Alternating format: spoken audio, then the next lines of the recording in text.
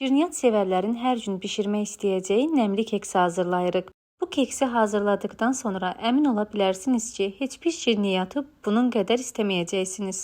Hər zaman asan və fərqli dadlar kəşf etmək üçün mütləq kanala abunə olub, fikirlərinizi rəy bölməsində qeyd etməyi də unutmayın.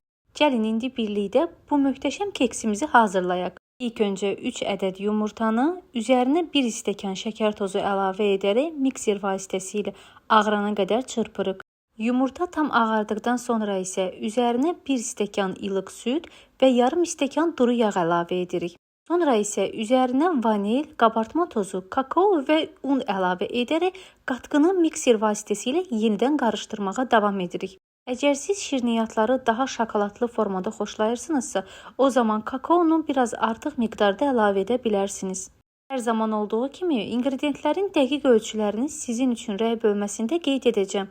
Bu arada, əgər sizin də özünüzə məxsus hər hansı fərqli bir yemək reseptiniz varsa, bunu mütləq mənimlə və izləyicilərim ilə də rəylərdə bölüşün. Şirniyyat sevərlər çox yaxşı bilir ki, anidən gələn şirniyyat hissini ancaq belə dadlı kekslər və piroqlar ilə sonlandırmaq mümkündür.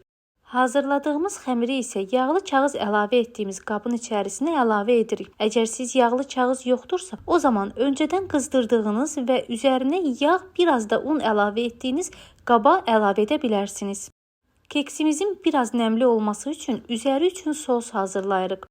Sosun içərisinə isə süd, yağ, kakao və şəkər tozu əlavə edirik. Sobada biraz qaynadırıq.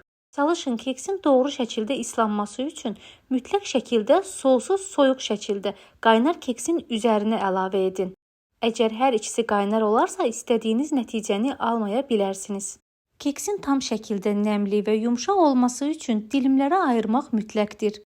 Və keksin üzərinə sosu əlavə etdikdən sonra təxmini yarım saat 40 dəqiqə müddətində soyması üçün gözləyin. Daha sonra isə nuş edə bilərsiniz.